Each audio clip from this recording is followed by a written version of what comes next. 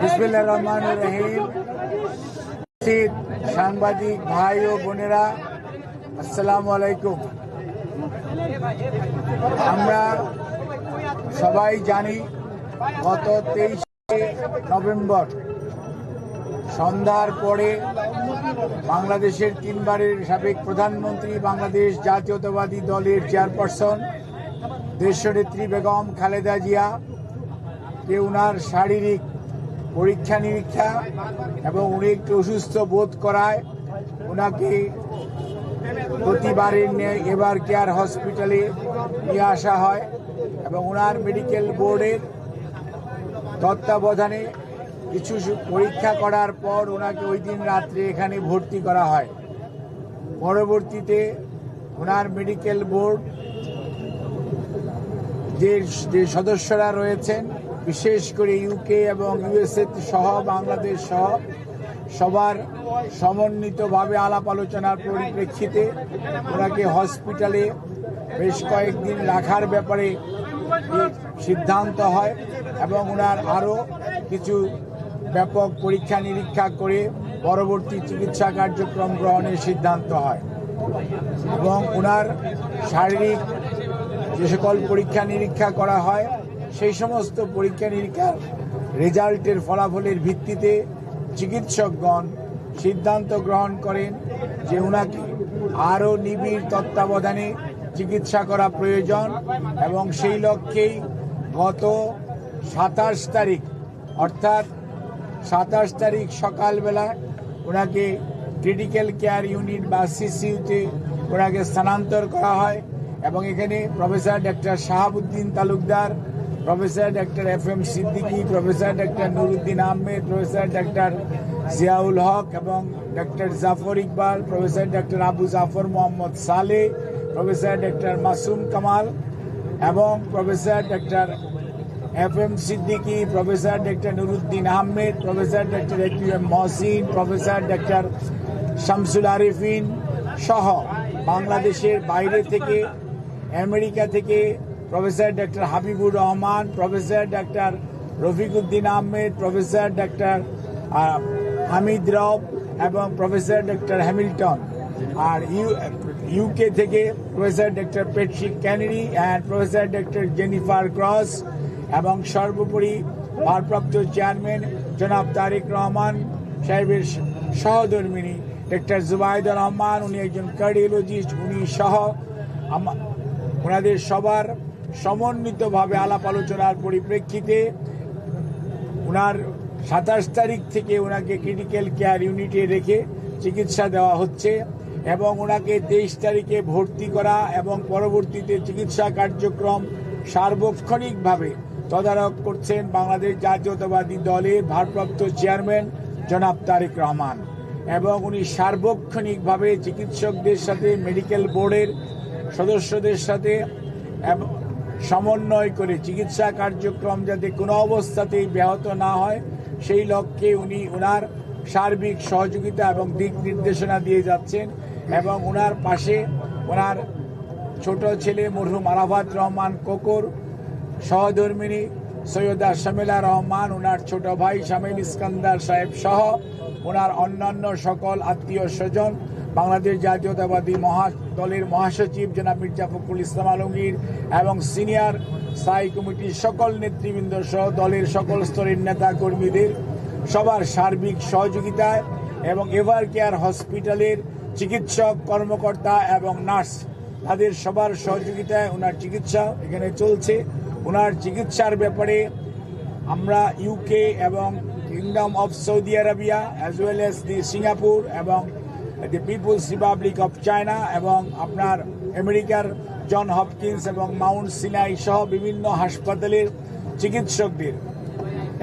যৌথ আলাপ আলোচনার ভিত্তিতেই ওনার চিকিৎসা এখানে অব্যাহত আছে এবং ওনার চিকিৎসা অব্যাহত থাকবে। আমরা আপনাদের মাধ্যমে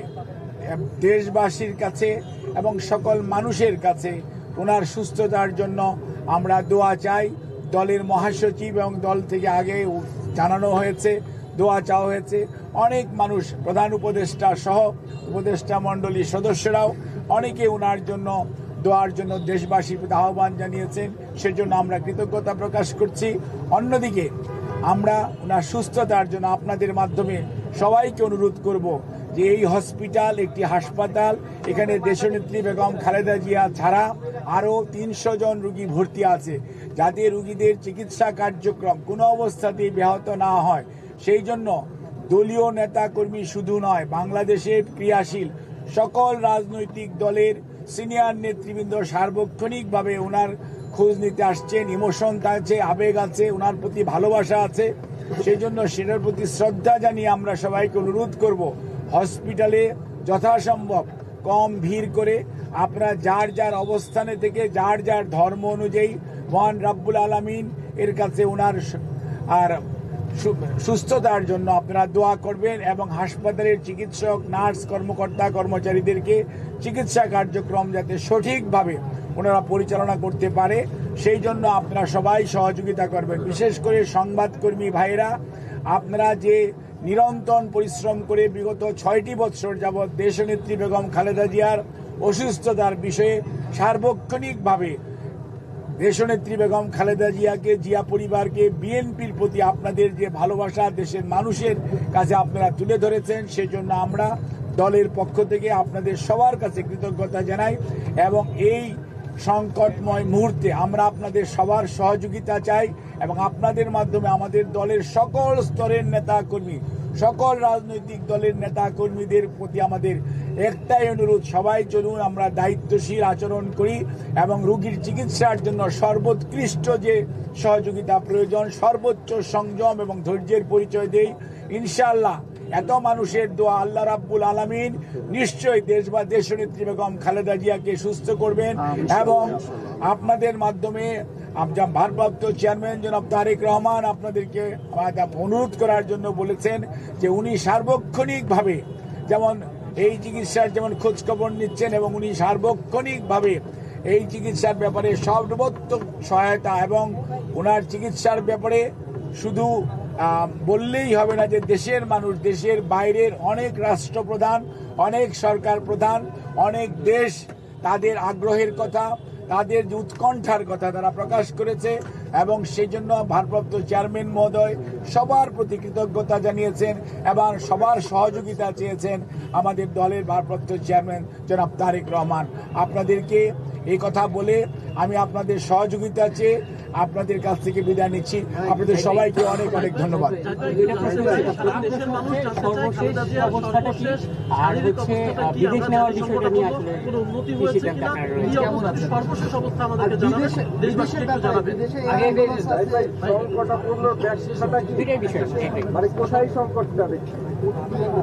আপনাকে আমি একটা জিনিস আপনাদের সবার মাধ্যমে দেশবাসীকে সবাইকে আশ্বস্ত করতে চাই, চিকিৎসা করার দায়িত্ব হসপিটালের চিকিৎসক কর্মীর, স্বাস্থ্যকর্মী যারা আছে, ভালো করার মালিক আল্লাহ রাব্বুল আলামিন। এবং মনে রাখতে হবে চিকিৎসার ব্যাপারে উনার জন্য সারা পৃথিবীর নয়, সারা পৃথিবীতে সবচেয়ে ভালো যে চিকিৎসা ব্যবস্থা করা প্রয়োজন সেটি ওনার জন্য এখানে করার আয়োজন করা হয়েছে এবং আমরা যত তাড়াতাড়ি সম্ভব, যখনই শারীরিকভাবে চিকিৎসকরা, বিশেষ করে মেডিকেল বোর্ড, এই দেশি বিদেশি চিকিৎসকদের সমন্বয়ে গঠিত এই মেডিকেল বোর্ড এই ওনাকে দেশের বাইরে নিয়ে যাওয়া